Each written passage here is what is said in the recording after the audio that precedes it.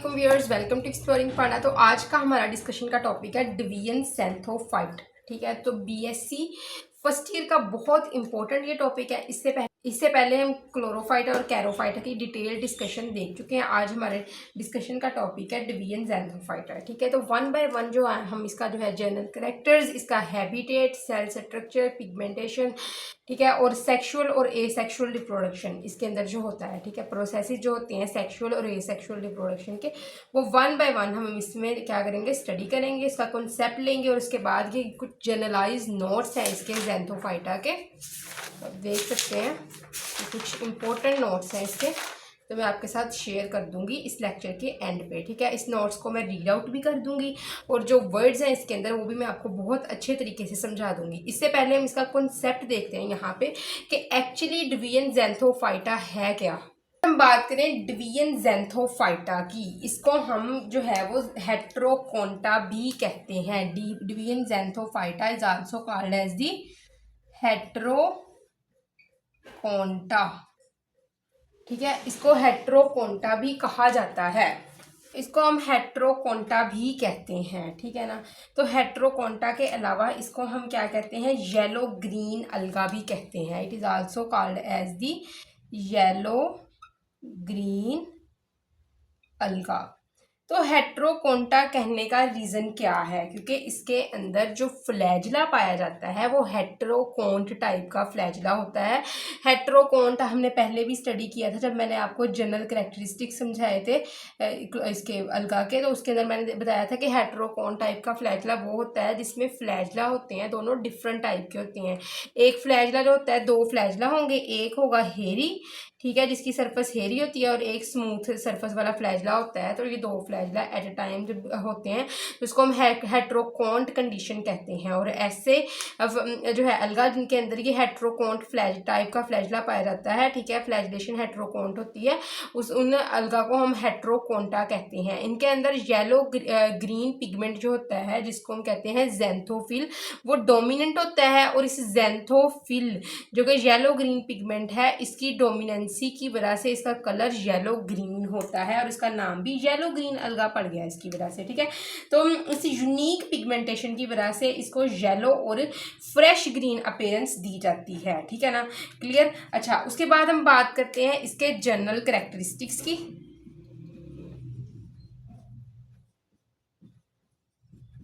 General characters, इसके general characters में अगर हम बात करें तो सबसे पहले आता है इसकी मेजोरिटी, जो स्पीशी की मेजोरिटी है वो क्या होती है, वो होती है फ्रेश वाटर। ठीक है, मोस्टली फ्रेश वाटर के देखने को मिलते हैं। ठीक है, और इसके अलावा जो इसकी स्पीशीज होती है ये हम देखते हैं कि ये मोस्टली देखने को मिलेगी ग्रो हुई हुई ट्री ट्रंक्स के ऊपर, ऐसे ट्री ट्रंक्स, ठीक है, जो मॉइस्ट हैं उसके ऊपर ये ग्रो किए हुए मिलते हैं ज़ैंथोफाइट्स। ठीक है, उसके बाद क्या है कि ये जो है गीली डैम्प सॉइल, गीली मिट्टी में भी देखने को मिलेंगे। ठीक है, और डैम्प वॉल्स में भी देखने को मिलेंगे। और कभी कभार क्या होता है कि ये सॉइल के अलावा मड के अंदर भी देखने को मिलते हैं। ठीक है ना, और कुछ स्पीशीज इसकी मैरीन होती है। मैरीन स्पीशीज में आते हैं हेलोस्फेरा। ठीक है, तो ये कुछ पॉइंट्स हैं जो मैं आपके साथ शेयर कर रही हूँ। इसके डिटेल नोट्स इस वीडियो के लेक्चर के एंड पे आपके साथ शेयर कर दिए जाएंगे। ठीक है, हैंड रिटन है वो नोट्स, ठीक है, डिटेल नोट्स हैं। तो जो इसके मेंबर्स होते हैं ज़ैंथोफाइटा के, ये बहुत ज़्यादा रेंज शो करते हैं थैलस के स्ट्रक्चर में। ठीक है, तो इनकी जो थैलस होता है वो क्या होता है, वो यूनिसेलुलर होगा। ठीक है, या फिर हमारे पास ये फिलामेंटियस हो सकता है। यूनिसेलुलर मतलब एक ही सेल पे कंसिस्ट करता है पूरी बॉडी का जो पूरे ऑर्गेनिज्म की जो बॉडी है वो एक ही जो है सेल पे कंसिस्ट करती है। इस कंडीशन को यूनिसेलुलर थैलस का केस कहते हैं। या फिर उसके अंदर फिलामेंट्स होंगे जिसको हम फिलामेंटियस थैलस का केस कहेंगे। या फिर क्या होगा, थैलस होगा हमारे पास सिफोनेशियस सिफोनेशियस थैलस फिलामेंटियस थैलस ही टाइप है जिसमें किसी भी किस्म के क्रॉस वाल नहीं होते, कोई भी किस्म का सेप्टम मौजूद नहीं होता, ठीक है ना, क्रॉस वाल सेप्टम नहीं होता, जो बॉडी को, जो सेल्स को डिस्टिंग्विश करता है, ठीक है ना। एक जो न्यूक्लियस है वो इस तरह पूरी बॉडी के अंदर फैले होते हैं। अगर वो सेप्टम वाली कंडीशन होगी, सेप्टेट कंडीशन होगी, तो इस तरह जो है वो बॉडी डिवाइड करती है, ठीक है ना, इस तरह वॉल्स के जरिए। तो इस केस में क्या होता है, सिफोनेशियस केस में बॉडी पूरी के अंदर जो है साइटोप्लाज्म में न्यूक्लियस बिखरे हुए होंगे, ठीक है ना, इसको हम सिफोनेशियस केस कहते हैं, ठीक है। थैलस फिलामेंटियस होगा, ठीक है ना, फिलामेंट्स बने होंगे, ठीक है, बिखरे होंगे इधर उधर थैलस के इस तरह, ठीक है, क्लियर। अच्छा, उसके अलावा वो यूनिसेलुलर फॉर्म होती है, पूरी बॉडी एक ही सेल पे कंसिस्ट करती है, ठीक है ना। तो जब एक ही सेल जो है वो पूरी बॉडी को रिप्रेजेंट कर रहा होता है। तो अगर हम बात करें यूनिसेलुलर फॉर्म की, तो इसके अंदर आते हैं क्लोरोमीबा, क्लोरोमीबा। फिलामेंटियस थैलस की फॉर्म के अंदर आते हैं ट्राइबोनीमा, ट्राइबोनीमा। और अगर हम सिफोनेशियस थैलस की बात करें तो सिफोनेशियस थैलस की फॉर्म में आते हैं वाउचेरिया। वाउचेरिया बहुत इंपॉर्टेंट है ज़ैंथोफाइटा के केस में, ठीक है ना। वाउचेरिया के अंदर ही हमने नेक्स्ट जो है वो डिटेल डिस्कशन इसकी देखनी है। वाउचेरिया इसकी एक एग्जांपल के तौर पर हम लेंगे, ठीक है। यहाँ तक बात हो गई है इसकी। अच्छा, क्लियर। अच्छा, अब हम बात करते हैं इसकी सेल वॉल की। तो अगर हम इसकी सेल वॉल की बात करें तो सेल के पास डेफिनेट सेल वॉल होती है, they have definite cell wall, definite cell wall जो मिलके बनी होती है पेक्टिक सब्सटेंसी से, पेक्टोज से, ठीक है ना। It is made up of the pectose, ठीक है। अच्छा, तो जनरली क्या होता है कि सेल वॉल जो होती है ये दो इक्वल और ओवरलैपिंग हाल्फ के ऊपर कंसिस्ट करती है। तो आप देखोगे ज़ैंथोफाइटा और इसके अलावा जो आएगा ना डायटोम्स यानी कि बेसिलैरियोफाइटा, इन दोनों की सेल वॉल कंसिस्ट करती है दो ओवरलैपिंग हाफ्स के ऊपर, ठीक है। मतलब कि दो ओवरलैपिंग हाफ्स हैं जो एक दूसरे के ऊपर फिट आगे सेल वॉल बना रहे हैं, ठीक है, इस तरह एक दूसरे के ऊपर ओवरलैप हो रहे हैं, ठीक है। तो ऐसी सेल वॉल ज़ैंथोफाइटा के अंदर देखने को मिलेगी या फिर आपको बेसिलैरियोफाइटा यानी कि डायटोम्स के अंदर देखने को मिलती है। अच्छा, उसके बाद क्या है कि जो मोटाइल फार्म्स होती हैं, मोटाइल जो स्पीशीज हैं उसके अंदर क्या होता है कि ऑफ कोर्स मोटिलिटी है, इसका मतलब इनके अंदर फ्लैजला होंगे, ठीक है, दे पोसेस फ्लैजला, ठीक है। तो हमने बात की थी फ्लैजला किस तरह के होते हैं, हेट्रोकॉन्ट टाइप के फ्लैजला, मतलब कि दो फ्लैजला होते हैं जो एक दूसरे से डिसिमिलर होंगे, मतलब कि एक होगा हेरी वन, एक फ्लैजला होगा स्मूथ, ठीक है। तो इसको हम कहते हैं हेट्रोकॉन्ट फ्लैजला का केस, ठीक है। तो पिगमेंट्स कहाँ पे होते हैं, पिगमेंट्स इसके अंदर एक ऑर्गेनेली होगी क्रोमेटोफोर, वहाँ पे होते हैं, ठीक है ना। कलर्ड पिगमेंट जो होता है प्लास्टिड क्रोमेटोफोर, वहाँ पे होंगे पिगमेंट्स, ठीक है। तो pigments are located in the chromatophores, ठीक है। तो पिगमेंट कौन कौन से होंगे, क्लोरोफिल ए, क्लोरोफिल ई और इसके अलावा बीटा कैरोटीन, ठीक है, और at the end is xanthophyll. तो जो ज़ैंथोफिल होगा ना, ज़ैंथोफिल डाइएडिनोज़ैंथन, ठीक है, वो प्रेजेंट होगा और इसकी क्वांटिटी ज़ैंथोफिल की बहुत ज़्यादा होती है, दैट्स वाई जो इनका कलर होता है वो येलो ग्रीन होता है, ठीक है, इनका कलर येलो ग्रीन होता है, क्लियर।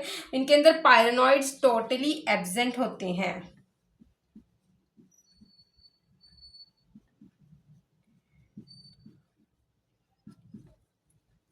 एब्सेंट, ठीक है ना, पायरेनॉइड इनके अंदर कंप्लीटली एब्सेंट होते हैं। नेक्स्ट हम बात करते हैं 6 पॉइंट की। अच्छा, 6 पॉइंट है हमारे पास रिजर्व फूड, रिजर्व फूड। तो रिजर्व फूड इनके अंदर कौन सा होता है, ऑयल, लिपिड और ल्यूकोसिन, ठीक है। रिजर्व फूड मटेरियल इनके अंदर होता है, ल्यूकोसिन में है क्राइसोलेमिनेरिन, ठीक है, क्राइसोलेमिनेरिन,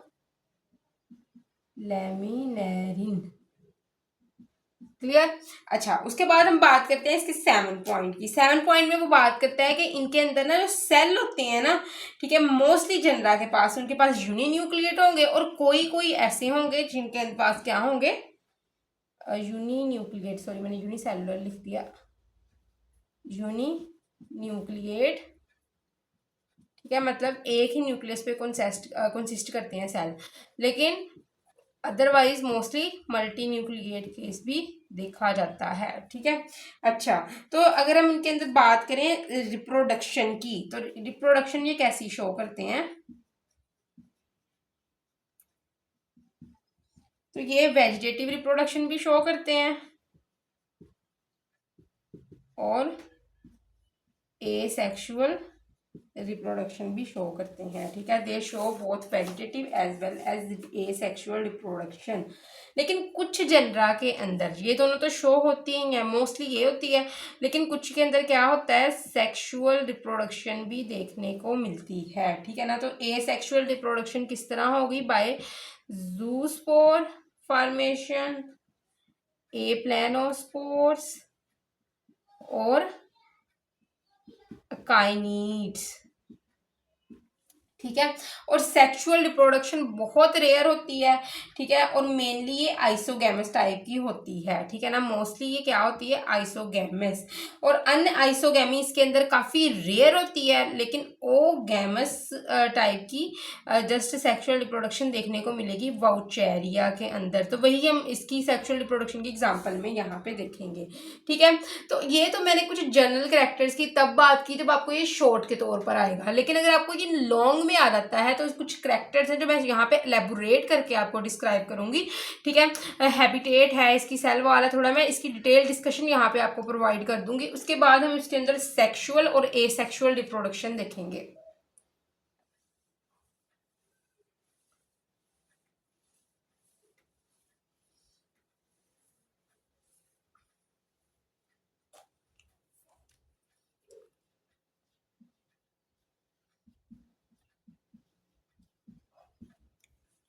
तो बात करें अगर हम इसके हैबिटेट की, तो मेजोरिटी जो होती है इनके जो ज़ैंथोफाइटा के मेंबर्स की, वो क्या है, फ्रेश वाटर है।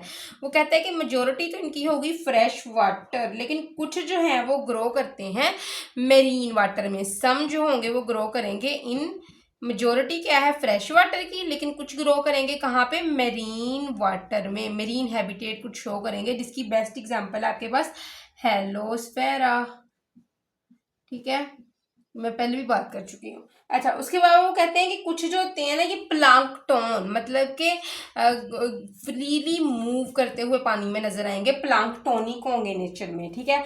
और कुछ जो होते हैं वो एपीफाइट के तौर पर होंगे, मतलब कि किसी और के ऊपर ग्रो करते हुए मिलेंगे, किसी और प्लांट के ऊपर, ठीक है, किसी और जो है वो एनिमल के ऊपर, ठीक है, किसी रॉक के ऊपर ये ग्रो करते हुए मिलेंगे, तो वो एपीफाइटिक होंगे, ठीक है ना। तो कुछ एपीफाइटिक होंगे, तो कुछ होंगे प्लांक्टोनिक, कुछ होंगे एपीफाइटिक, और कुछ स्पीशीज जो होंगी वो बहुत वाइडली डिस्ट्रीब्यूट करती हैं। मोस्टली क्या होता है कि कुछ ऐसे भी होते हैं जो बहुत कम जगह पे पाए जाते हैं, बहुत रेयर होते हैं, कुछ वाइडली डिस्ट्रीब्यूटेड होते हैं। वाइडली डिस्ट्रीब्यूटेड में बेस्ट एग्जांपल है वाउचेरिया,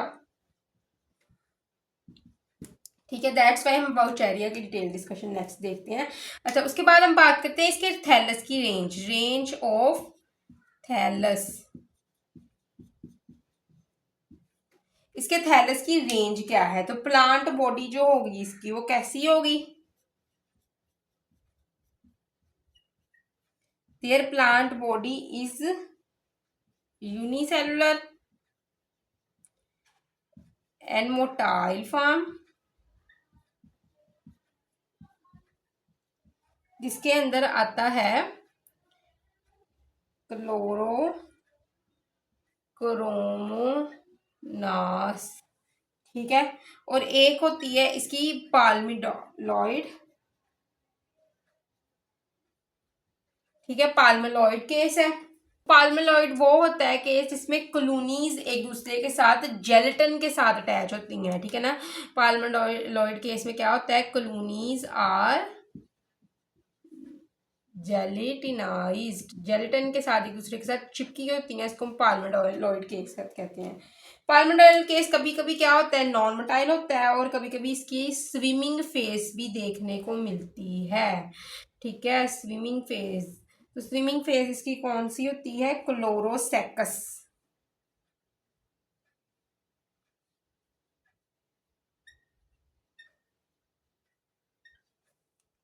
ठीक है, क्लोरोसेकस। तो पाल्मोलॉइड और नॉन मोटाइल भी होते हैं, पाल्मोलॉइड प्लस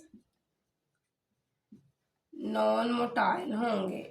पाल्मोलॉइड प्लस नॉन मोटाइल वाली फॉर्म होती है मिस्कोकोकस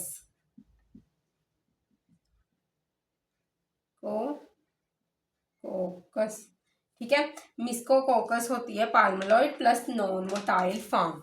अच्छा, उसके बाद क्या है कि ट्रूली फिलामेंटियस बॉडी इनकी होती है। इसके अगर हम थैलस को ही यहाँ पे कंटिन्यू रख रहे हैं, कभी कभार क्या होता है कि काफ़ी फिलामेंटियस बॉडी इनकी होती है, वो है ट्राइबोनिमा में। फिलामेंटियस बॉडी भी होती है, फिलामेंटियस थैलस होता है, ठीक है ना, बॉडी फिलामेंट्स के अंदर डिस्टिंग्विश करती है, तो ये देखने को मिलता है ट्राइबोनिमा के केस में। ठीक है, अच्छा, उसके बाद है कुछ सिफोनेशियस कंडीशन होगी थैलस की।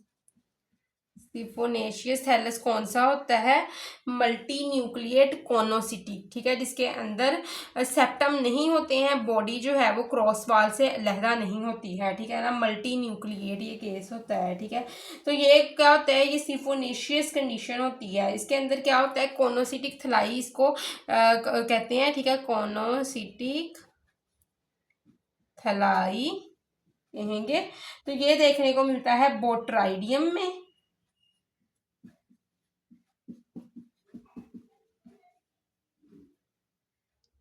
अच्छा, एक मिनट मैं इसकी स्पेलिंग जरा लिख दूँ, बोट ड्राइडियम, या उसके अलावा ब्रांच्ड फिलामेंट होता है ये सिफोनेशियस ब्रांच्ड फिलामेंट, ये देखने को मिलेगा वाउचेरिया में। क्लियर, ये वाउचेरिया में देखने को मिलता है। उसके बाद हम बात करते हैं इसके सेल स्ट्रक्चर की।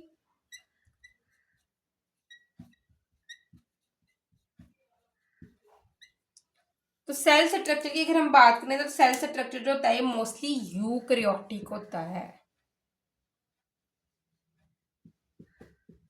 ठीक है, इसके सेल वॉल की बात करते हैं। तो सेल वॉल क्या होता है, ये मोस्टली मैंने पहले भी बताया कि पेक्टोज एक चीफ सब्सटेंस होता है इनकी सेल वॉल का। ठीक है, अच्छा, जो होता है ना सेलुलोज, ये बहुत रेयर होता है, बहुत कम क्वांटिटी में पाया जाएगा। ठीक है, माइनर क्वांटिटी में। लेकिन जो हो गई एक हमारे पास ज़ैंथोफाइटा है बोट्राइडियम। ठीक है, इस बोट्राइडियम की पूरी वाल ही सेलुलोज से मिलके बनी होती है। ठीक है, मैं क्या कह रही हूँ कि सेल वॉल के अंदर सेलुलोज की क्वांटिटी बहुत माइनर होती है, लेकिन बोट्राइडियम के अंदर पूरी सेल वॉल ही सेलुलोज से मिलके बनी हुई है। ठीक है, अच्छा, उसके अलावा सेल वॉल में मैंने पहले भी बताया कि दो ओवरलैपिंग वाल्व होते हैं। ठीक है, इस तरह एक दूसरे के ऊपर नीचे ओवरलैप कर रही होती हैं सेल वॉल, और इनके अंदर ना भरी होती है सिलिका। ठीक है, पेक्टोज के साथ साथ इन सेल वॉल के अंदर सिलिका की डेपोजिशन बहुत ज़्यादा होती है। ठीक है, अच्छा, अब हम बात करते हैं इनके अंदर पिगमेंटेशन की।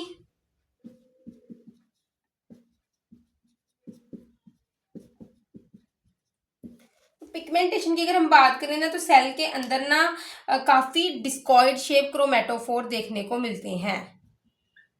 Discoid shape chromatophores. ठीक है, ये क्रोमेटोफोर के अंदर पायरेनॉइड्स नहीं होती हैं। These chromatophore lack पायरेनॉइड्स।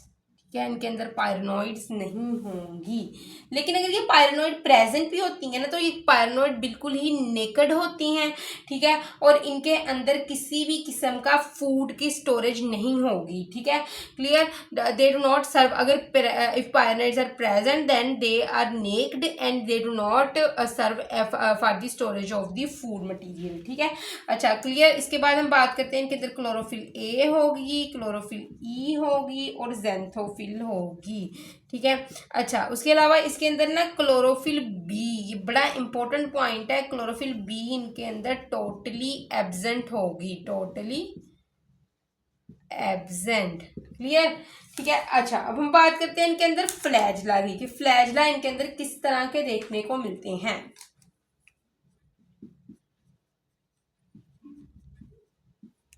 फ्लैजला की अगर हम बात करें ना, तो इनके अंदर ऑफ कोर्स इनके अंदर दो अनइक्वल लेंथ वाले फ्लैजला पाए जाएंगे, ठीक है, जिसको हम कहते हैं हेट्रोकॉन्ट कंडीशन, ठीक है। तो हेट्रोकॉन्ट में क्या होता है, दो अनइक्वल डिफरेंट टाइप के फ्लैजला, मतलब कि एक लार्ज फ्लैजला है जो क्या है हेरी है, और एक स्मॉल है जो क्या है स्मूथ है, इसको हम हेट्रोकॉन्ट केस कहते हैं, ठीक है। तो इसके अंदर क्या होता है कि दो डिफरेंट टाइप के फ्लैजला, एक हेरी और एक स्मूथ फ्लैजला, एक होता है इसको हम कहते हैं टिंसल टाइप का फ्लैजला, और ये स्मूथ को विप्लैश टाइप का फ्लैजला। तो विप्लैश और टिंसल टाइप फ्लैजला जब एट ए टाइम एक ही अलगा के अंदर होंगे तो उसको हम हेट्रोकॉन्ट टाइप की फ्लैजलेशन कहते हैं। क्लियर, और दोनों ही हेट्रोकॉन्ट जो फ्लैजला होंगे अनइक्वल लेंथ के होंगे, ठीक है। इसी वजह से इसको हम क्या कहते हैं, हेट्रोकोंटा। हम ज़ैंथोफाइटा को अब हेट्रोकोंटा भी कह सकते हो, इसका अनदर नेम यूज करोगे हेट्रोकोंटा। क्लियर। अच्छा, अब हम बात करते हैं इनके अंदर स्टोरेज फूड की।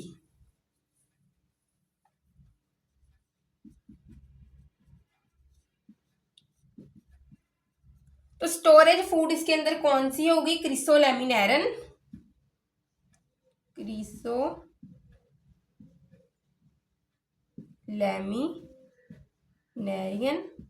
स्टोरेज फूड है, ठीक है। उसके अलावा इसके अंदर ऑयल होगा, है, ठीक है, फैट होगी, ठीक है, ठीक है, स्टोरेज फूड है इनका, ठीक है। अब हम बात करते हैं इनके अंदर रिप्रोडक्शन की। अच्छा, हम बात करते हैं रिप्रोडक्शन की, ठीक है। रिप्रोडक्शन में सबसे पहले आती है फ्रेगमेंटेशन। तो फ्रेगमेंटेशन से पता चल रहा है फ्रेगमेंट फॉर्मेशन, ठीक है। तो क्या होता है कि बॉडी जो होती है ये एक फिलामेंटियस कॉलोनी है, ठीक है। आपके पास ये क्या होगी, ये इसके फिलामेंट्स निकले हुए हैं, ठीक है। ये फिलामेंट्स टूटते हैं फ्रेगमेंट्स के अंदर, ठीक है, ऐसे ऐसे टूट जाते हैं। एक्सीडेंटल डेथ हो गई है किसी कहीं पे सेल्स को जो है वो कोई टॉक्सिन्स मिल गए हैं, ठीक है, या टॉक्सिन्स के साथ सेल को करवा दिया गया है इंट्रोड्यूस, ठीक है, या फिर क्या है कहीं पे बहुत ज़्यादा खुश्की आ गई जिसकी वजह से वहाँ से सेल की डेथ हो गई है और ये फिलामेंट से आपस में अलहदा होने शुरू हो गए। तो फ्रेगमेंटेशन में क्या होता है, ईच फ्रेगमेंट जो के पास एबिलिटी होती है कि वो पूरी बॉडी बना ले, ठीक है ना, नेक्स्ट अपनी पूरा जो है फिलामेंटियस थैलस के अंदर डेवलप हो जाए, ठीक है। तो अब इसका मतलब क्या है कि फ्रेगमेंट के अंदर बॉडी टूट के और हर फ्रेगमेंट अपना नया जो है वो थैलस बना सकती है, ठीक है। अच्छा, अब हम बात करते हैं asexual reproduction by spore formation.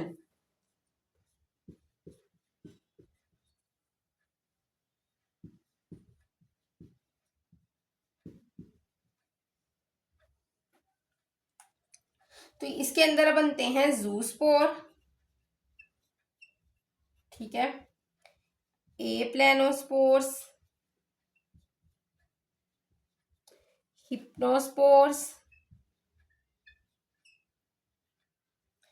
Cyst and अकाइनीड्स। Clear.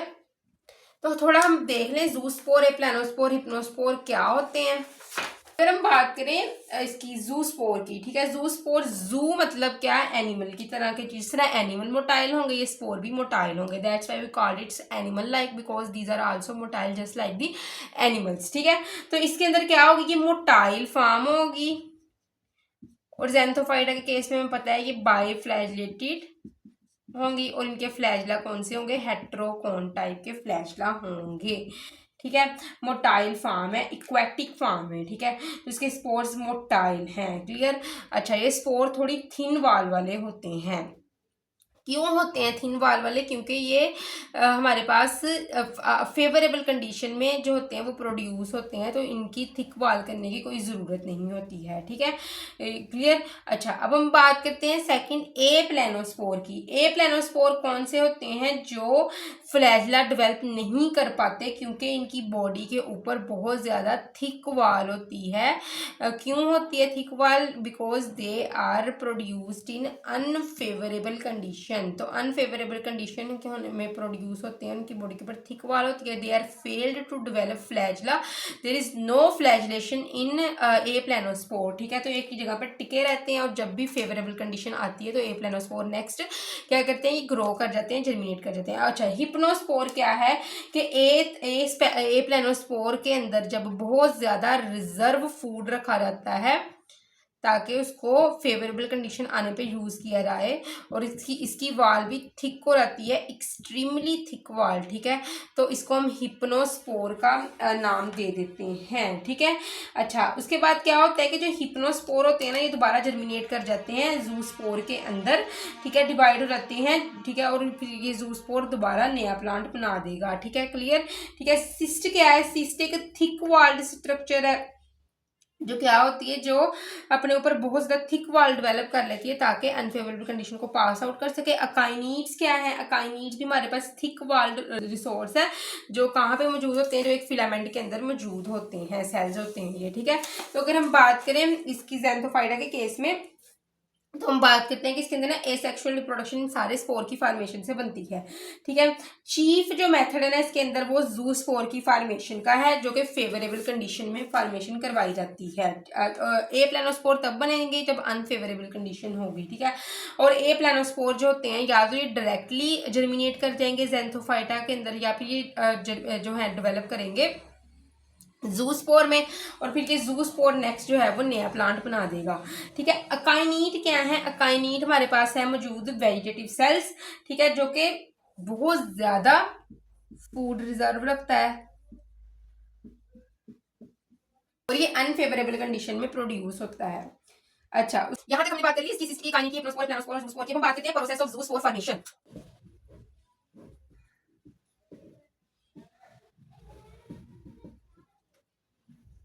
इस प्रोसेस में हम क्या कहते हैं, तो वो कहते हैं कोई भी थैलस है हमारे पास इस तरह, हमारे पास एक ज़ैंथोफाइटा का थैलस चल रहा है, वो कहता है कि उसकी ना ब्रांच की साइड ऊपर की तरफ उभरना शुरू हो जाती है, ऐसे करके ये उभर गई है, ठीक है। इसको नाम दे दिया गया है जूस्पोरेंजियम, ये जूस्पोरेंजियम है, ठीक है। इस जूस्पोरेंजियम के अंदर खुराक एज वेल एज क्लोरोप्लास्ट जो कि यहाँ पे भी मौजूद थे, खुराक, क्लोरोप्लास्ट वगैरह और न्यूक्लियाई वगैरह आना शुरू हो गई। न्यूक्लियाई को मैं रेड से कर देती हूँ मार्क, ठीक है। यहाँ पे मौजूद न्यूक्लियाई यहाँ पे आना शुरू हो गई। दोबारा बताती हूँ जूस्पोर की फॉर्मेशन कैसे होती है। कोई भी जो है वो साइड वाला थैलस के साइड वाला हिस्सा, ठीक है, डिस्टल एंड, ये क्या होगा, ये ऊपर की तरफ उभरना शुरू हो रहेगा, इसकी सेल वाल ऊपर की तरफ जो है वो उभरना शुरू हो रहेगी, as well as cell membrane. जब ये ऊपर की तरफ बहुत ज़्यादा उभर जाएगा तो क्या होता है कि इसके अंदर न्यूक्लियाई, क्लोरोप्लास्ट और पिगमेंट्स और रिजर्व फूड वगैरह जमा होना शुरू हो जाते हैं। और उसके बाद क्या होता है कि ये डिस्टल एंड बहुत ज़्यादा फूल जाता है और बहुत जल्द क्या हुआ, एक इसकी बेस के ऊपर ना, इस स्वोलन एंड की बेस के ऊपर क्रॉस वाल आना शुरू हो जाएगी, जिसको आप सेप्टा का नाम देते हो। आपको बहुत अच्छे से पता लग गया होगा अब जब आप फाइकोलॉजी पढ़ रहे हो, अलका पढ़ रहे हो, कि सेप्टा होता है कि क्रॉस वाल को कहते हैं हम सेप्टा। तो यहाँ पे सेप्टा डेवलप होना शुरू हो जाएगा, ठीक है। अब होता है क्या, सेप्टा डेवलप होने के बाद का प्रोसेस क्या होगा, क्योंकि हमें पता है कि इनके अंदर वैक्यूल्स भी पाए जाते हैं, ठीक है ना। ये देखो वैक्यूल, यहाँ पे भी एक सेंटर में वैक्यूल होगा। तो होता क्या है कि वैक्यूल जैसे ही ये सेप्टा डेवलप होगा तो ये सेंट्रल वैक्यूल क्या होगा, ये डिसअपेयर होना शुरू हो जाएगा, ठीक है। जैसे ही ये डिसअपेयर होगा तो यहाँ पे पोजीशन लाई जाएगी इनकी, ठीक है। तो क्लोरोप्लास्ट जो होगा वो इनवर्ड आ जाएगा। मैं पोजीशन अब इनकी करती हूँ। वैक्यूल भी रिमूव करवा दिया है अंदर से, ठीक है। ये ब्लू कलर का ऐसा वैक्यूल था, ठीक है, जैसे यहाँ पे है ऐसे ही एक अंदर बड़ा सा वैक्यूल था, उसको भी रिमूव करवा दिया गया है, ठीक है। अच्छा, अब क्या होता है, सेप्टा बनने के बाद वैक्यूल रिमूव करवाया जाना है। अब इसके अंदर पोजीशन रखी जानी है क्लोरोप्लास्ट की और न्यूक्लियाई की। तो क्लोरोप्लास्ट को की पोजीशन है अंदर की तरफ, ये देखो ये लो क्लोरोप्लास्ट की अरेंजमेंट है, और न्यूक्लियाई को पेरिफ्री पे अरेंज्ड कर दिया जाता है, ये लो जी, 1 2 3 4 5 6 7 8 9 10, ठीक है, पेरीफ्री पे अरेंज किया जाता है, ठीक है। अच्छा, तो अब क्या होता है कि हर न्यूक्लियस के जो है ऑपोजिट दो फ्लैजला डेवलप होना शुरू हो जाएंगे, ठीक है। ये न्यूक्लियाई में से दो दो फ्लैजला आप देख सकते हो डेवलप होना शुरू हो गए हैं। तो बेसिकली होता क्या है कि अब यहाँ पे साइड से इस न्यूक्लियस में से छोटे छोटे जो है वो फ्लैजला डेवलप होने शुरू हो गए हैं, ठीक है। जैसे ये छोटे छोटे फ्लैजला डेवलप होते हैं तो जिसका टर्मिनल एंड है ये सॉफ्ट होना शुरू हो जाता है। जैसे ये सॉफ्ट होगा क्योंकि अंदर अब एक सीक्वेंस में ये न्यूक्लियस आ गई है, सीक्वेंस में उसमें से फ्लैजला निकलना शुरू हो गए। सॉफ्ट होने के बाद जूस्पोर बाहर की तरफ निकलना शुरू हो रहेगा। तो जूस्पोर का स्ट्रक्चर कुछ ऐसा होगा हमारे पास, ठीक है। इसमें से फ्लैजला डेवलप किए होंगे, ठीक है। दो दो डेवलप करवा लेने हैं आपने हर न्यूक्लियस में से जब आपने खुद ये ड्रा करना है, ठीक है। आप देख सकते हो यहाँ पे,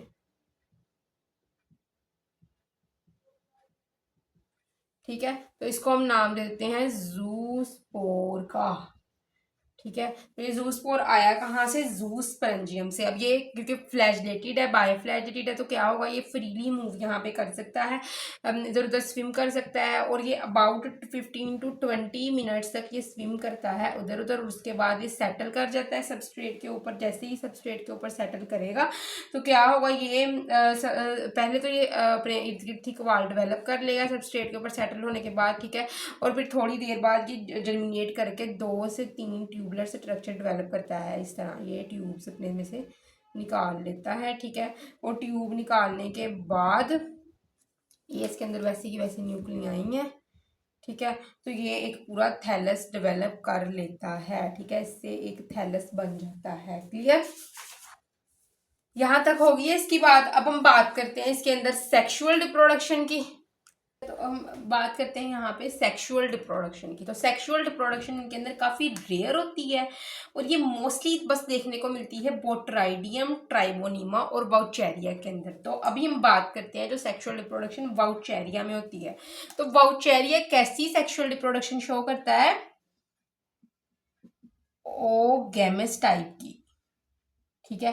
तो ओगेमस टाइप की रिप्रोडक्शन ऐसी रिप्रोडक्शन होती है जिसमें दो डिफरेंट टाइप्स के गैमेट होते हैं। एक लार्ज गैमेट होता है जो कि नॉन मोटाइल होता है जिसको हम एग कहते हैं, और एक स्मॉल गैमेट होता है जो कि मोटाइल होता है जिसको हम स्पर्म यानी कि एंथीरोजॉइड का नाम दे देते हैं। क्लियर, यहाँ तक लगी समझ। तो इसमें वो कहता है कि मोस्टली वाउचेरिया की तमाम स्पीशीज इसी मेथड से रिप्रोड्यूस करती हैं, ठीक है। तो ये केस हम वाउचेरिया का यहाँ पे स्टडी करने लगे हैं। तो वो कहता है वाउचेरिया की सारी स्पीशीज इसी ओगेमस टाइप की रिप्रोडक्शन से नेक्स्ट रिप्रोड्यूस करती हैं, ठीक है। तो सेक्सुअल रिप्रोडक्शन ऐसी फार्म्स के अंदर होता है जो डैम्प सॉइल या फिर खड़े पानी के ऊपर रहती हैं, ठीक है ना। ऐसे वाउचेरिया जो खड़े पानी के ऊपर ग्रो करते हैं उसके अंदर ये ओगेमस टाइप की सेक्सुअल रिप्रोडक्शन होती है। ये रनिंग वाटर स्पीशीज के अंदर नहीं होता है। ऐसे वाउचेरिया जो रनिंग वाटर के ऊपर ग्रो करते हैं उसके अंदर ये नहीं देखने को मिलेगा, ठीक है। तमाम फ्रेश वाटर स्पीशीज जो होंगी वाउचेरिया की वो क्या होंगी, होमोथैलिक होंगी, ठीक है। तो दो केस होते हैं इसमें, एक होता है मोनीशियस और दूसरा होता है डाइशियस, ठीक है। जो मोनीशियस केस है इसके अंदर क्या होगा, इंथ्रीडिया और ओगोनिया एक ही थैलस के ऊपर डेवलप करती हैं। जो डाइशियस केस है इसमें इंथ्रीडिया और ओगोनिया दो डिफरेंट थैलस के ऊपर डेवलप करते हैं, ठीक है। तो अब हम बात करते हैं किस तरह इंथ्रीडिया और ओगोनिया की डेवलपमेंट होती है। तो सबसे पहले मैं बताती हूँ आपको development of antheridia, development of antheridia. Clear, antheridia की डेवलपमेंट किस तरह की होती है। तो वो कहता है कि मोस्टली स्पीशीज होती हैं प्रोटेंडरस। तो प्रोटेंडरस ये केस होता है जिसमें मेल जो है रिप्रोडक्टिव ऑर्गन वो पहले डेवलप कर जाता है और फीमेल रिप्रोडक्टिव ऑर्गन बाद में डेवलप करता है, ठीक है ना। तो मेल इंथ्रीडियम पहले अगर डेवलप कर जाए और ओगोनियम बाद में डेवलप हो तो इस केस को हम प्रोटेंडरस केस कहते हैं। तो मोस्टली स्पीशीज प्रोटेंडरस होती है, ठीक है। तो होता क्या है कि ब्रांच जो होती है ना थैलस की, उसकी लेटरल साइड के ऊपर इंथीरिया डेवलप होना शुरू हो जाता है, ठीक है ना। ये ब्रांच है, इसकी साइड के ऊपर इस तरह डेवलपमेंट होनी शुरू हो जाती है, और इंथीरिया की डेवलपमेंट इस तरह पहले होती है, ऊपर की तरफ सेलवार जो है उभर के होती है, उभरना शुरू हो जाती है, ठीक है ना। तो ये क्या होता है कि ये इंथीरियम के अंदर बहुत ज़्यादा, ये देखो यहाँ पे साइटोप्लाज्म था, ठीक है, न्यूक्लियाई थी, ठीक है, उसके अलावा यहाँ पे दूसरे क्लोरोप्लास्ट वगैरह मौजूद थे, ठीक है। तो ये क्लोरोप्लास्ट, साइटोप्लाज्म और ये न्यूक्लियाई, ये सारी इस थैलस के अंदर आना शुरू हो गई है, ठीक है। तो होता क्या है कि ये थैलस के अंदर जब आ जाएगी, उसके बाद यहाँ पे इसको कट करवा दिया जाएगा इस स्ट्रक्चर से, ठीक है। तो होता क्या है, ये इस थैलस के अंदर सारी चीज़ें आना शुरू हो गई हैं। तो यहाँ पे एक एंड के ऊपर, यहाँ पे जो एंड है, यहाँ पे जो है वो एक हुक सी डेवलप हो जाती है, आप इस तरह देख सकते हो। जो ये एंड है, इसने एक हुक सी बनानी शुरू कर दी है इस तरह करके, ठीक है, ऐसे, ठीक है, ऐसे ग्रो करके एक हुक बन गई है जिसके अंदर न्यूक्लियस है, ठीक है, उसके अलावा काफ़ी सारा साइटोप्लाज्म है, ठीक है, क्लोरोप्लास्ट है, वो इसके अंदर भी आ गया है, ठीक है। एक हुक लाइक स्ट्रक्चर यहाँ पे डेवलप हुई। तो होता क्या है, इंथीरिया के अंदर सबसे पहले जो ये साइड वाली लेटरल साइड है, ये ऊपर की तरफ उभरना शुरू हो गई है, उसके अंदर क्लोरोप्लास्ट, न्यूक्लियस, साइटोप्लाज्म वगैरह इकट्ठे होना शुरू हो गए हैं। फिर आगे की तरफ से, ठीक है, इसकी हुक लाइक स्ट्रक्चर डेवलप होना शुरू हो, जिसके अंदर क्लोरोप्लास्ट, साइटोप्लाज्म, न्यूक्लियस वगैरह नेक्स्ट आना शुरू हो गए हैं, ठीक है ना। तो अब होता है कि यहाँ पे ना जो न्यूक्लियाई है, ठीक है, ये माइटोटिकली डिवाइड करेगी, इसमें होगी माइटोसिस, ठीक है, हर न्यूक्लियाई में, और ये इसकी नंबरिंग बहुत ज़्यादा बढ़ जाएगी, ठीक है।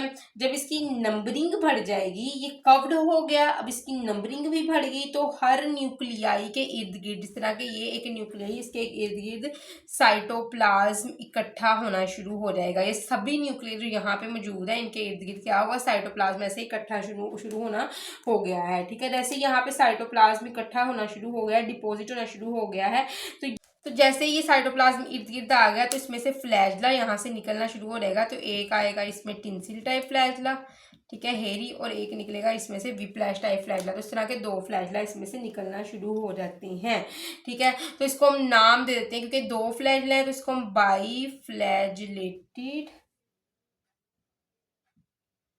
एंथीरोजॉइड का नाम देते हैं, ठीक है। ये एंथीरोजॉइड जो होते हैं,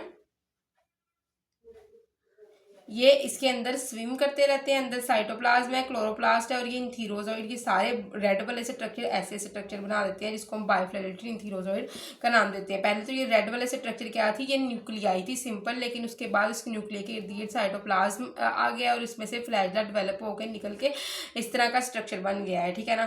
तो ये सारे जो हैं, इसमें से सारे जो न्यूक्लियाई हैं, इसमें से इसी तरह ही फ्लैजला निकल के बायोफ्लैजेलेटेड इंथीरोजॉइड के अंदर कन्वर्ट हो जाएंगे, और जब ये बहुत ज़्यादा नंबरिंग में हो जाएंगे, तो यहाँ पे एंथीरियम की ये एंड है, यहाँ पे इस एपिकल एंड में क्या होगा, एपेक्स कहते हैं एंडिंग को, ठीक है ना। तो इस एपिकल एंड पे पोर डेवलप होगा, और जैसे ही ये पोर डेवलप हो जाएगा, जिस तरह के ये था, इधर मैं पोर डेवलप करवा देती हूँ, इस तरह राउंड कर्व्ड शेप में से पोर डेवलप हो गया, और जैसे ही यहाँ पे पोर डेवलप होगा, तो जो ये हमारे पास अंदर मौजूद थे एंथीरोजॉइड, ये बाहर लाइब्रेट हो गए हैं, ठीक है। तो ये डेवलपमेंट ऑफ इंथीरिया में आता है। तो डेवलपमेंट ऑफ इंथीरिया में हुआ क्या, नोट्स पे भी मैं पढ़ दूंगी, दोबारा फिर बता देती हूँ कि जो लेटरल साइड थी थैलस की, उसने ऊपर की तरफ उभरना शुरू हुआ और कर दिया। जब उभर गई तो उसके अंदर न्यूक्लियाई, क्लोरोप्लास्ट और साइटोप्लाज्म वगैरह इकट्ठे होना शुरू हो गए।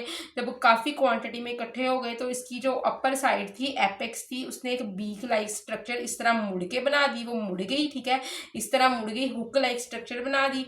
जैसे ये हुक बनी, तो इसके अंदर जो मौजूद न्यूक्लियस थी, उसके गिर्द साइटोप्लाज्म इकट्ठा हुआ, उसके बाद उसमें से दो फ्लैजला निकल आए। एक फ्लैजला था वो हेरी था, जिसको हम टिंसिल टाइप कह रहे थे, दूसरे के ऊपर हेयर्स नहीं थे, उसको हम फिप्लैश टाइप फ्लैजला कह रहे थे, ठीक है। वो दोनों फ्लैजला निकल आए हैं, जिसको हम बायोफ्लैजेलेटेड इंथीरोजॉइड का केस कह देते हैं, ठीक है। क्लियर। अच्छा, अब ये इंथीरोसाइड जब बहुत ज़्यादा क्वांटिटी में बन जाते हैं तो यहाँ पे जो इंथीरिया है इसके अपर साइड पे पोर डेवलप हुआ। इस पोर में से इंथीरोसाइड फटने के बाद, इसी पोर बनने के बाद ये इंथीरोसाइड बाहर निकाल दिए जाते हैं इंथीरिया में से, ताकि ये एग के पास जाके एग को क्या कर दे, फर्टिलाइज कर दे। ठीक है, अब हम बात करते हैं डेवलपमेंट ऑफ ओगोनियम की। ओगोनियम किस तरह डेवलप करती है ज़ैंथोफाइटा के केस में।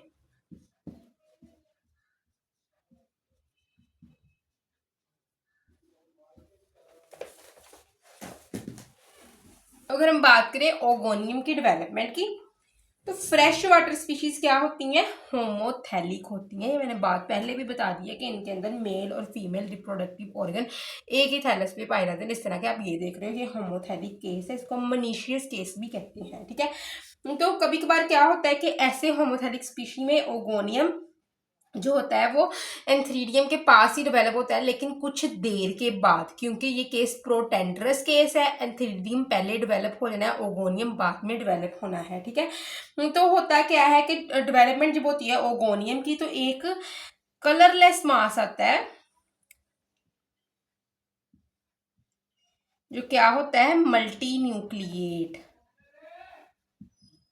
ये सारा एग है। ठीक है, अकेला ये दरमियान वाला नहीं है, मल्टी न्यूक्लिएट होता है। ये क्या होता है कि एक थैलस है, अब देख सकते हो पहले वहां पे क्या था, सॉरी एंथ्रीडियम था, ये एंथ्रीडियम था।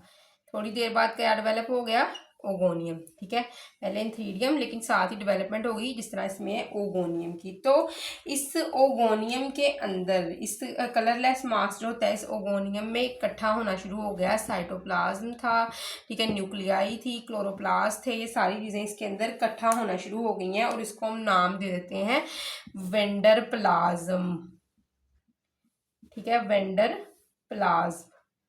थैलस की साइड से उभरना होना शुरू हो गया है, स्ट्रक्चर सेल वाल उभरना शुरू हो गई है। इस उभरे हुए मास के अंदर न्यूक्लियाई, साइटोप्लाज्म, कलरलेस मास जो है वो आना शुरू हो गया है। इसको हम कहते हैं, इस कलरलेस मास को नाम दिया जाता है वेंडर प्लाज्म का। ठीक है, वेंडर प्लाज्म इस एपिकल पार्ट में मूव कर जाता है।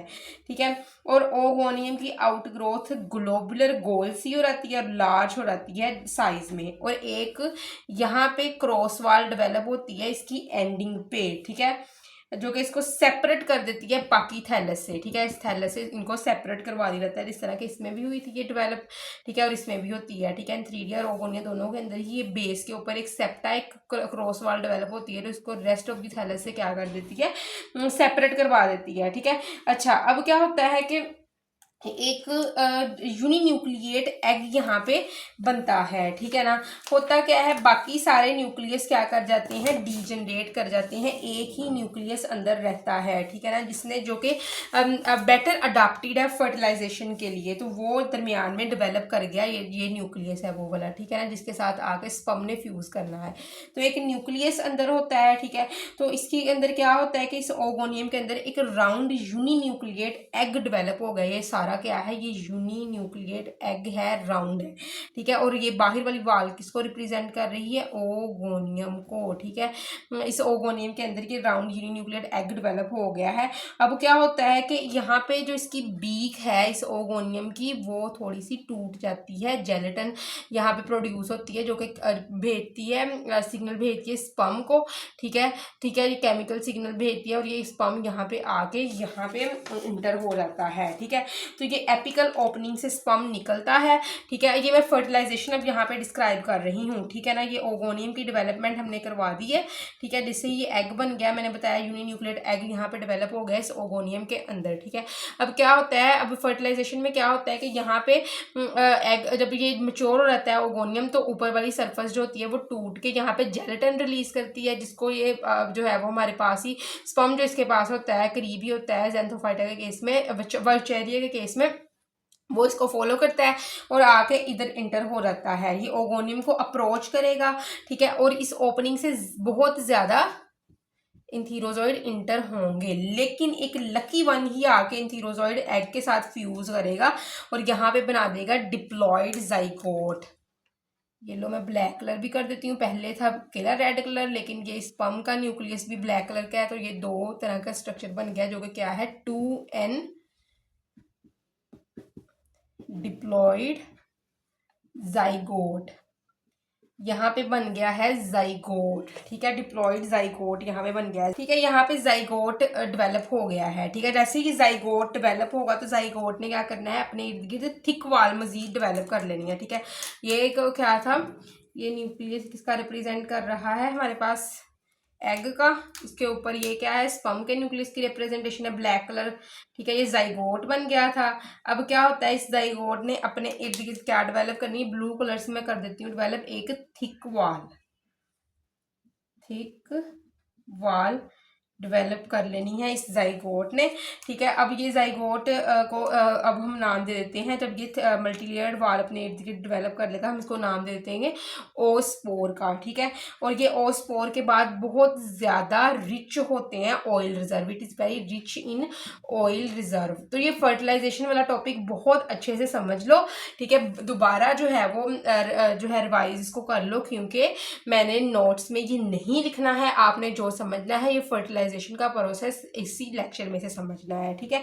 तो अब जाइगोट किस तरह जर्मिनेशन करते हैं, जाइगोट एक रेस्टिंग पीरियड में चला जाएगा, रेस्टिंग पीरियड में सीवरल मंथ्स तक रहेगा, और एक स्पेसिफिक सबस्ट्रेट ऑब्टेन करने के बाद, स्पेसिफिक फेवरेबल कंडीशन लेने के बाद जाइगोट जर्मिनेट कर जाएगा एक न्यू थैलस में, ठीक है। अब हम बात करते हैं इसके अंदर जो प्रोसेस होते हैं, इसकी थोड़ी सी रीडिंग देखते हैं यहाँ पे। अब हम देखते हैं इसकी थोड़ी सी नोट्स को देखते हैं डिवीजन ज़ैंथोफाइटा के। तो डिवीजन ज़ैंथोफाइटा और heterokontae are commonly known as the yellow green alga, तो इसको कॉमनली हम येलो ग्रीन अलगा कहते हैं, जिनके अंदर एक यूनिक पिगमेंटेशन होती है। पिगमेंटेशन क्या है, पिगमेंट की प्रेजेंस जो इसको स्पेसिफिक कलर देती है। तो ये पिगमेंटेशन जो इनके अंदर होती है, पिगमेंट्स जो प्रेजेंस होते हैं, ठीक है, वो क्या करते हैं, वो इनको येलो और फ्रेश ग्रीन कलर की अपीयरेंस देते हैं, ठीक है। तो अगर हम इनके जनरल कैरेक्टर्स यहाँ पे देखें तो मेजोरिटी जो होती है स्पीशी की वो फ्रेश वाटर होती है, ठीक है। मेजरली ये क्या होंगे, फ्रेश वाटर होंगे, लेकिन कुछ जो होते हैं वो एरियल होते हैं। Some are aerial growing on the tree trunks, ये ट्री की ट्रंक्स के ऊपर, जो कि ट्री के लॉग्स होते हैं उसके ऊपर ग्रो करते हैं। ऑन डैम वाल और soil on the drawing mud, या फिर ड्राइंग मड में प्रेजेंट होने वाली सॉइल के ऊपर जो है ये प्रेजेंट होते हैं, ठीक है, पाए जाते हैं, ठीक है। A few species are marine eg Halosphaera, कुछ स्पीशीज मेरीन होती हैं, जिस तरह के हमारे पास है हेलोस्फेरा। मेंबर जो होते हैं इनके वो शो करते हैं वाइड रेंज की थैलस स्ट्रक्चर, ठीक है। थैलस स्ट्रक्चर इनका वाइड रेंज का होता है, जो इनके मेंबर्स शो करते हैं, ठीक है। अच्छा, क्लियर। अच्छा, उसके बाद वो कहता है कि इनकी जो थलाई होती है वो यूनिसेलुलर भी हो सकती है, ठीक है, और जिसके अंदर क्लोरोमीबा इसकी एग्जांपल है, फिलामेंटियस भी हो सकती है जिसके अंदर ट्राइबोनीमा, एंड सिफोनेशियस भी हो सकती है जिसके अंदर बाउचेरिया और बाउट्राइडियम एक बेस्ट एग्जांपल है, ठीक है। और अभी यहाँ पे वो डिस्क्राइब करता है इनकी सेल वॉल को, कि जो इनकी सेल वॉल होती है वो एक उसकी डेफिनेट शेप होती है, ठीक है ना। ये डेफिनेट शेप किसकी वजह से, पैक्टिक सब्सटेंस, पैक्टन की प्रेजेंस की वजह से, पैक्टोज की प्रेजेंस की वजह से होती है। In many general cell wall are in the form of two equal और ओवरलैपिंग हाफ, दो इक्वल और दो ओवरलैप, इस तरह ओवरलैप करने वाले हाफ्स के ऊपर सेल वॉल इसकी कंसिस्ट करती है, ठीक है। अच्छा, यहाँ तक बात होगी। अब हम बात करते हैं कि सेल्स जो होते हैं ये इसके मोटाइल भी हो सकते हैं। तो सेल्स जो इसके होते हैं, cells in motile genera have two unequal flagella attach to anterior end. तो ऐसे जनरा जो मूवमेंट शो करते हैं, उनके फ्लैजला जो होते हैं वो किस तरह के होते हैं, अनइक्वल लेंथ के होंगे। मतलब कि ये सेल है, इनके जो फ्लैजला है एक लॉन्ग होगा और एक शॉर्ट होगा। लॉन्ग वाले के ऊपर क्या होगी, हेयर्स होंगे जिसको हम टिंसल टाइप कहते हैं, और एक शॉर्ट होगा जिसको हम विप्लैश टाइप कहेंगे, मतलब without any hairs. One flagella is tinsel type, ठीक है, जिसके ऊपर हेयर्स हैं वो टिंसल टाइप है, और एक फ्लैजला क्या होगा, विप्लैश टाइप, जिसके ऊपर हेयर्स नहीं है, और इस केस को हम हेट्रोकोन्ट फ्लैजला का केस भी कहते हैं। Pigments are located in discoid chromatophore, तो डिस्क शेप क्रोमेटोफोर्स के अंदर पिगमेंट्स होते हैं, and consist of the chlorophyll A, chlorophyll E, beta carotene and xanthophyll, ठीक है। ये कंसिस्ट करते हैं क्लोरोफिल ए के ऊपर, क्लोरोफिल बी के ऊपर, बीटा कैरोटीन और ज़ैंथोफिल के ऊपर, ठीक है। अच्छा, उसके बाद वो कहता है ज़ैंथोफिल डाई एडिनोजेंथिन, ठीक है। तो ये पिगमेंट है इसका, ठीक है, जो कि डोमिनेंट पिगमेंट है, ठीक है। तो क्लोरोफिल बी इनके अंदर टोटली एब्सेंट है, ठीक है, लेकिन डोमिनेंट पिगमेंट इनके अंदर ज़ैंथोफिल डाई एडिनोजेंथिन है, जो इसको प्रोवाइड करता है इसकी सेल्स को करेक्टरिस्टिक्स येलो ग्रीन कलर, जो इनके सेल को characteristic yellow green colour provide करता है। पायरेनॉइड और एब्सेंट, पायरेनॉइड इनके अंदर कंप्लीटली एब्सेंट होते हैं, ठीक है। अच्छा, तो यहाँ पे अगर हम बात करें रिजर्व फूड की, तो वो है reserve food are oil, lipid and leucosin. इनके अंदर रिजर्व फूड मटेरियल ऑयल है, लिपिड है, ल्यूकोसिन यानी कि क्रिसोलैमिनेरिन है, ठीक है। इनके many genera have uninucleate cell while other have multinucleate one. तो बहुत से इसके ऐसे जनरा होते हैं जिनके अंदर एक ही न्यूक्लियस वाला सेल होता है, लेकिन मोस्टली इनके अंदर मल्टी न्यूक्लिएट सेल की कंडीशन भी देखने को मिलती है। These usually reproduce vegetatively and asexually. तो ये यूजुअली ये वेजिटेटिवली यानी कि बॉडी फार्म से ही रिप्रोड्यूस कर देते हैं, ठीक है। सेक्सुअल सेल इनके अंदर नहीं इन्वॉल्व होते हैं, और मोस्टली ये एसेक्सुअली मतलब के स्पोर फॉर्मेशन से भी ये क्या कर देते हैं, ये रिप्रोड्यूस कर जाते हैं। बट इन फ्यू जेनरा, लेकिन कुछ जेनरा में सेक्सुअल रिप्रोडक्शन भी पाई जाती है। दस ए सेक्सुअल रिप्रोडक्शन में be by zoospore, aplanospore, akinete formation. Asexual reproduction zoospore की फॉर्मेशन से भी हो सकती है, ए प्लेनोस्पोर की फॉर्मेशन से भी हो सकती है, और अकाइनीड की फॉर्मेशन पे भी हो सकती है। Sexual reproduction is rare and mainly isogamous type की। तो सेक्सुअल रिप्रोडक्शन रेयर होती है और मेनली आइसोगैमस टाइप की होती है। अनआइसोगैमी भी इसके अंदर रेयर होती है, and oogamous is in Vaucheria, ठीक है। तो हम इसके हैबिटेट अगर हम इसके हैबिटेट की बात करें, तो मेजोरिटी जो होती है इसके मेंबर्स की ज़ैंथोफाइटा की, वो फ्रेश वाटर होती है, लेकिन कुछ जो होते हैं ना ये ग्रो करते हैं मेरीन हैबिटेट में, जिसके अंदर आते हैं हेलोस्फेरा, ठीक है। Most member occur as the plankton और as epiphyte on other plant. कुछ मेंबर प्लांकटन के तौर पर भी जो है वो फ्री लिविंग जो है वो मूव करेंगे वाटर के अंदर, और कुछ जो है वो किसी दूसरे प्लांट के ऊपर एपीफाइट मतलब किसी दूसरे प्लांट के ऊपर ग्रो करेंगे, ठीक है। On the other hand species of the Vaucheria are distributed widely. लेकिन इसके अलावा जो वाउचेरिया की स्पीशी है वो आपको बहुत ज़्यादा देखने को मिलेगी, बहुत वाइडली देखने को मिलेगी, ठीक है। अब हम बात करते हैं कि थैलस की, थैलस स्ट्रक्चर की रेंज। तो प्लांट बॉडी यूनिसेलुलर भी हो सकती है और मोटाइल भी हो सकती है, तो जिसकी बेस्ट एग्जांपल है आपके पास क्लोरोक्रोमोनास, ठीक है। Otherwise plant palmelloid with a swimming phase as in the Chlorosaccus, ठीक है। ये पाल्मेलॉइड भी हो सकती है जिसमें एक स्विमिंग फेस है इनकी, जिसको कहते हैं आपको क्लोरोसेकस, ठीक है। पाल्मेलॉइड एंड नॉन मोटाइल भी हो सकती है, जिसके अंदर आते हैं मिस्कोकोकस, ठीक है। मिस्कोकोकस की बेस्ट एग्जांपल है, क्लियर बेटा। अच्छा, उसके बाद हम इसकी थैलस की स्ट्रक्चर को ही कंटिन्यू रखते हैं। नेक्स्ट हम इसके थैलस को ही कंटिन्यू रखे रहे। नेक्स्ट तो क्या है कि एक ट्रूली फिलामेंटियस बॉडी जो होती है is represented by the unbranch filament of the Tribonema. Tribonema का एक अनब्रांच्ड फिलामेंट जो है एक ट्रूली फिलामेंटियस बॉडी को रिप्रेजेंट करता है। सिफोनेशियस कंडीशन वो कंडीशन होती है जिसके अंदर कॉनोसिटिक थैलस देखने को मिलता है, ठीक है ना। सॉरी, हाइफी नहीं थैलस, ठीक है। हाइफी तो हम फंजाई में देखते थे ना। Of Botrydium and branched filament of the Vaucheria. तो सिफोनेशियस कंडीशन में क्या है, बोट्राइडियम और वाउचेरिया बेस्ट एग्जांपल्स हैं, ठीक है। अब हम बात करते हैं इसके जो है वो सेल स्ट्रक्चर की। इसका सेल स्ट्रक्चर जो होता है टिपिकली ये यूकैरियोटिक लाइक होता है, बहुत से अलगा की तरह ही, ठीक है। इनके अंदर भी यूकैरियोटिक सेल होता है, क्योंकि ये यूकैरियोट है ना अलगा, ठीक है ना। साइनोबैक्टीरिया के अलावा बाकी सारे अलगा जो हैं वो यूकैरियोट हैं, ठीक है। अब हम बात करते हैं इसके अंदर सेल वॉल की, कि इसकी सेल वॉल किस तरह की होती है। Each vegetative cell have cell wall composed of the pectic substance. तो इनकी सेल वॉल पेक्टिक सब्सटेंस से मिलकर बनी होती है, पेक्टिक एसिड से मिलकर बनी होती है और पेक्टोस से मिलकर बनी होती है, ठीक है। सेलुलोज जो होते हैं ये सेल के कॉन्स्टिट्यूएंट है, जो कि बहुत लो अमाउंट में होता है, लेकिन बोट्राइडियम में क्या होता है, सेल वॉल जो होती है ये फुली कंपोज्ड होती है सेलुलोज से, ठीक है। Cell wall has tightly overlapping halfs. इसके अंदर टाइटली ओवरलैप करने वाले, इस तरह एक दूसरे के ऊपर ओवरलैप करने वाले हाफ्स मौजूद होते हैं इनकी सेल वॉल के अंदर, ठीक है। नेक्स्ट हम इसको कंटिन्यू रखते हैं। स्पीशीज के अंदर क्या होता है, सेल वॉल जो होती है ये इम्प्रेग्नेटेड होती है, सिलिका के साथ सेल वॉल के अंदर सिलिका पाई जाती है। अब हम इसके अंदर क्रोमेटोफोर और पिगमेंटेशन को देखते हैं। तो अगर हम देखें ना इनके अंदर क्रोमेटोफोर्स को, तो cell contain 1 to several discoid shape chromatophore. Cell के अंदर एक से ज़्यादा डिस्कॉइड डिस्क शेप के क्रोमेटोफोर देखने को मिलते हैं, ठीक है।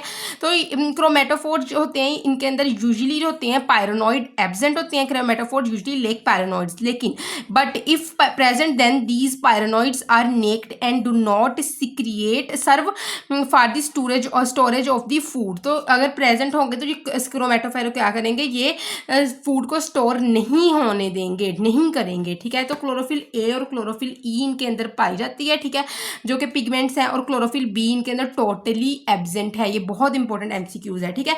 अब हम बात करते हैं इनके अंदर फ्लैजिलेशन की। तो अगर हम फ्लैजिला की बात करें, one of the outstanding feature of the xanthophyta is the presence of the motile cells bearing two heterokont flagella of the unequal length.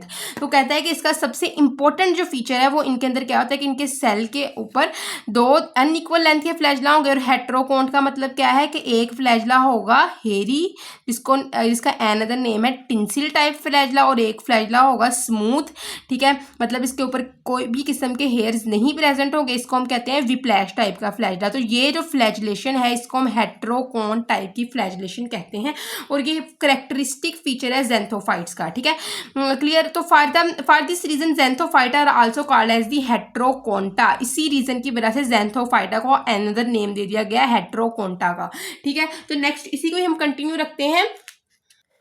तो इनके अंदर स्टोरेज फूड कौन सा होता है? रिजर्व फूड इनके अंदर होता है क्रिसोलेमिनेरिन, ठीक है, जिसको ल्यूकोसिन प्लस ग्लूकोज के पॉलीमर्स को क्रिसोलेमिनेरिन कहा जाता है, ठीक है। तो रिजर्व फूड है इनके अंदर क्रिसोलेमिनेरिन, ऑयल और फैट, ठीक है, जिनको यूजुअली इनके अंदर रिपोर्ट किया जाता है, क्लियर। तो नेक्स्ट अब हम बात करते हैं इनके अंदर रिप्रोडक्शन की, कि ये किस तरह की रिप्रोडक्शन शो करते हैं। तो ये फ्रेगमेंटेशन शो करते हैं, जिसमें क्या होता है, एक बॉडी है, ठीक है, वो फ्रेगमेंट्स के अंदर इस तरह टूट जाती है, और ईच फ्रेगमेंट जो होगा वो एक न्यू थैलस बना देगा, एक फिलामेंटियस थैलस बना देगा, ठीक है।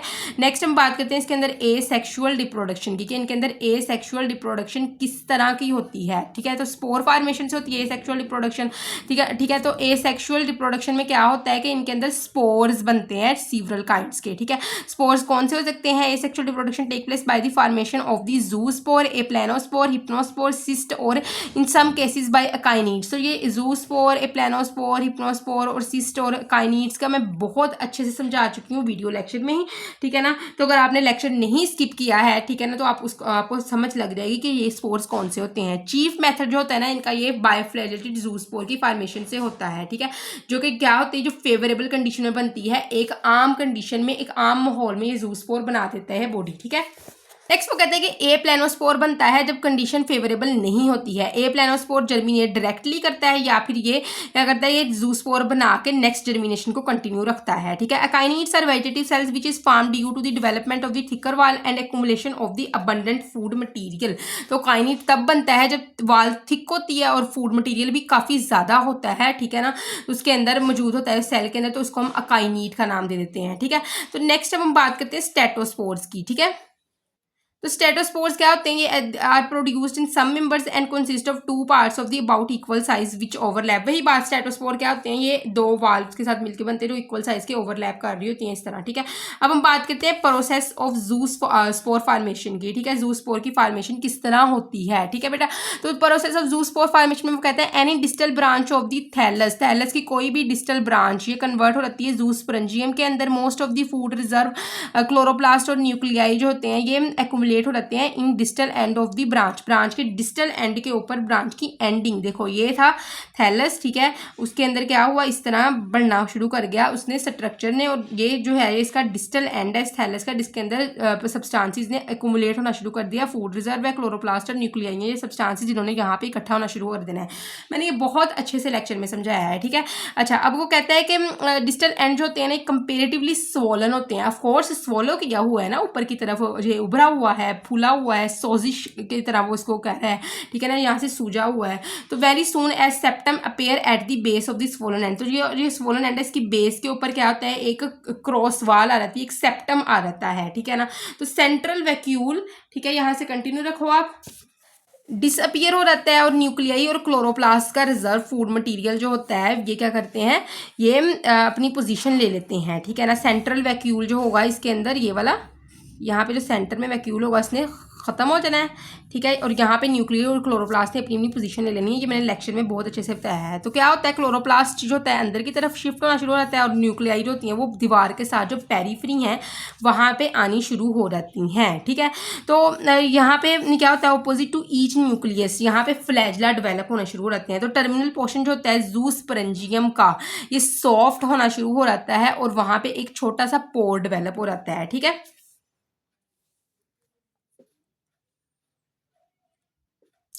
तो यहाँ पे एक पोर डेवलप हो रहता है थ्रो दिस टर्मिनल अपर्चर, इस टर्मिनल अपर्चर से जूस्पोर ने बाहर आना स्क्वीज होना शुरू हो जाता है आउट की तरफ and swim freely in the water, और वाटर के अंदर फ्रीली मूव करना शुरू कर देना है। Zoospore swim about 50 to 20 minutes, 50 से 20 मिनट्स तक जूस्पोर ने यहाँ पे स्विम करना है, ठीक है, और then settle down to some substrate, और किसी सबस्ट्रेट के ऊपर दोबारा सेटल कर जाना है, ठीक है। विड्रा इस flagella and secrete A wall around it, अपना फ्लैजला निकालना है और अपने इर्द गिर्द जो है मतलब कि अपना फ्लैजला ख़त्म कर देना है जूस्पोर ने, और अपने इर्द गिर्द वॉल डेवलप कर लेनी है, और very soon it germinate giving rise to 2 to 3 tubular outgrowth, और फिर बाद में अपने से ये 2 to 3 इस तरह की ट्यूब्स वगैरह निकालनी शुरू कर देनी है, और नेक्स्ट जो है ब्रांचिंग करके थैलस बना देना है, एक प्रॉपर ब्रांच थैलस बना देना है। क्लियर, यहाँ तक लगी समझ इसकी, ठीक है, एसेक्सुअल रिप्रोडक्शन की। अब हम बात करते हैं सेक्सुअल रिप्रोडक्शन की। तो sexual reproduction is very rare and only established in the Botrydium, ठीक है, ट्राइबोनिमा एंड वाउचेरिया, ठीक है, वाउचेरिया, बोट्राइडियम और ट्राइबोनिमा के अंदर बस देखने को मिलेगी। Sexual reproduction is in most of the non example is isogamous, it is oogamous type in Vaucheria, ठीक है। तो हम बात करते हैं ओगैमस सेक्सुअल रिप्रोडक्शन की। Basically about all the species of the Vaucheria reproduce by this method. Clear, sexual reproduction take place in farm growing in the damp soil और stilled water, ऐसी फार्म्स के अंदर होंगी जो ऐसी फार्म्स इसकी जो कि डैम्प सॉइल या फिर खड़े पानी के ऊपर ग्रो करती हैं, वहां पे सेक्सुअल रिप्रोडक्शन देखने को मिलती है। It does not take place in the running water species, तो रनिंग वाटर स्पीशीज के अंदर ये बिल्कुल भी देखने को नहीं मिलेंगी, ठीक है। इन फ्रेश वाटर स्पीशीज में क्या होता है कि मोस्टली ये होमोथैलिक होती हैं, मतलब कि एक ही थैलस के ऊपर मेल और फीमेल रिप्रोडक्टिव ऑर्गन्स देखने को मिलेंगे, ठीक है। In monoecious species the oogonia and antheridia, oogonia is the female reproductive organ and Antheridia is the male reproductive organ, develop on the same thallus, एक ही थैलस पे डेवलप करते हैं। Dioecious species Antheridia and Ogonia develop on the different thalli, different thallus पे होंगी, मतलब कि एक होगा थैलस जिसके ऊपर ओगोनिया होगी, एक होगा Antheridia होगी, ठीक है ना। तो इसको जिसके ऊपर ओगोनिया होगी इसको हम फीमेल थैलस कहेंगे, जिसके ऊपर Antheridia होगी इसको हम मेल थैलस का नाम देते हैं। इसी को हम कंटिन्यू रखते हैं। बेसिकली होता क्या है कि डेवलपमेंट यहाँ पे होगी एंथ्रीडियम की। Mostly species are protandrous, protandrous का मतलब है कि एंथ्रीडियम डेवलप होगा firstly and oogonium afterward. Antheridia develop on lateral branches of the at the distal end, ठीक है ना। लेटरल ब्रांच पे जो है जिस तरह के ये ब्रांच है, यहाँ पे बताती हूँ आपको, लेटरल साइड पे क्या है एंथ्रीडिया डेवलप कर रहा है, तो वो कहता है antheridia develop on the lateral side of the branches, ठीक है, ब्रांच की लेटरल साइड पे डेवलप करता है eight the distal and before formation of the oogonia. Oogonia के बनने से पहले एंथ्रीडिया डेवलप करता है, इस कंडीशन को हम प्रोटेंड्रस कंडीशन कहते हैं। Part of the thallus giving rise to the antheridium possess abundance of the cytoplasm, chloroplast and nucleus. तो थैलस का वो हिस्सा जहाँ पे बहुत ज़्यादा क्लोरोप्लास्ट था, बहुत ज़्यादा साइटोप्लाज्म था, बहुत ज़्यादा न्यूक्लियस था, वही हिस्सा जाएगा एंथ्रीडियम की फॉर्मेशन में। In most fresh water species cylinder hook like antheridium develop, ठीक है, एक हुक लाइक एंथ्रीडियम डेवलप होता है। The nucleus of the antheridium divide mitotically again and around each nucleus cytoplasm is deposited, ठीक है। Nuclei जो होती हैं डिवाइड करती हैं, उसके बाद क्या होता है इसके इर्द गिर्द साइटोप्लाज्म डिपॉजिट हो जाता है, ठीक है।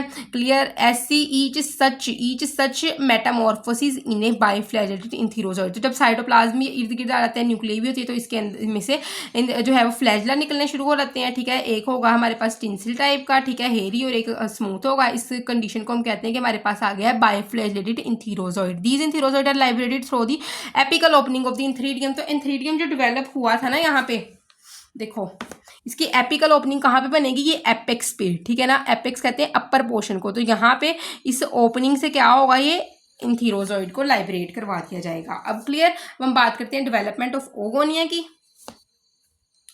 Then how oogonia develop fresh water, वो कहता है फ्रेश वाटर स्पीशी होमोथैलिक होती है और ओगोनिया डेवलप करता है on the same filament just near the antheridium, ठीक है। फ्रेश वाटर स्पीशी में पता है होमोथैलिक है, तो यहाँ पे एंथ्रीडियम बना था ना, कि यहाँ पे बना था एंथ्रीडियम, तो इसके करीब ही क्या होगा, ओगोनिया ने बाद में डेवलप होना है, क्योंकि प्रोटेंड्रस कंडीशन है, ठीक है।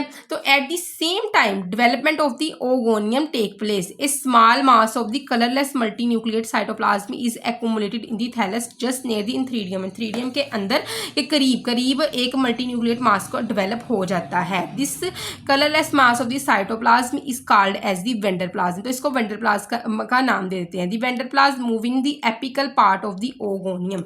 ओगोनियम के एपिकल पार्ट में वेंडरप्लाज्म जो है वो डेवलप होना शुरू हो जाता है, ठीक है। At last oogonium outgrowth become globular and large in size. तो आहिस्ता आहिस्ता जो ये ओगोनियम होता है ये लार्ज होना शुरू हो जाता है साइज में। क्लियर? क्या है? A septum develop at the base of the oogonium which separate oogonium from the rest of the plant body. तो एक सेप्टम आएगा, ठीक है, जो ये मैंने ओगोनियम यहाँ पे बनाया था बेटा, इसके नीचे जो सेप्टम डेवलप होता है जो इसको सेपरेट कर देता है rest of the plant body से, ठीक है ना। तो यहाँ पे मैं बहुत थोड़ा थोड़ा एक्सप्लेन कर रही हूँ, लेक्चर में मैंने बहुत डिटेल से आपको एक्सप्लेन किया है, ठीक है। तो a round uninucleate egg develop inside the oogonium. यहाँ पे यूनिन्यूक्लियेट एग डेवलप हो रहेगा, बाकी न्यूक्लियाई जो थे वो डिसइंटीग्रेट करके एक जो होता है कंपीटिटिव न्यूक्लियाई वो बचता है, बेटर अडाप्टिव न्यूक्लियाई बचता है, जिसके साथ आके किसने फ्यूज करना है? स्पर्म ने फ्यूज करना है। At maturity be gelatinized and an opening develop. तो इस ओगोनियम के ऊपर जो होती है एक ओपनिंग बनती है जिसमें से स्पर्म ने इंटर हो गए जाइगोट बनाना है। जो फर्टिलाइजेशन का प्रोसेस है उसके नोट्स मैं आपको यहाँ पे नहीं प्रोवाइड कर रही हूँ, ठीक है, क्योंकि जिन्होंने ये लेक्चर बहुत ध्यान से लिया है उसमें मैंने फर्टिलाइजेशन को बहुत डायग्रामेटिकली डिस्क्राइब किया है, बहुत डिटेल से डिस्क्राइब किया है। तो आप जो है वो वीडियो लेक्चर में वो प्रोसेस देख सकते हैं, ठीक है। क्लियर? तो फर्टिलाइजेशन के जो नोट्स नहीं है यहाँ पे प्रोवाइड किए गए, यहाँ पे फर्टिलाइजेशन का प्रोसेस ही बताया गया है, पूरा डिटेल से बताया गया है और उसके अंदर मैंने पूरा डायग्रामेटिकली इसको डिस्क्राइब किया है। जाइगोट के बाद की फेसेस कौन सी इसके अंदर होती है, जो कि बड़ा इंपॉर्टेंट प्रोसेस है, ठीक है। तो आई होप सो कि आपको ज़ैंथोफाइटा डिवीजन, ज़ैंथोफाइटा और इसके अंदर होने वाली सेक्सुअल और एसेक्सुअल रिप्रोडक्शन जो वाउचेरिया में होती है, बहुत इंपॉर्टेंट जो लॉन्ग है, इसकी समझ लगी होगी। लेकिन किसी भी किस्म का कन्फ्यूजन कमेंट सेक्शन पूछ सकते हैं। Thank you so much. अल्लाह हाफिज़।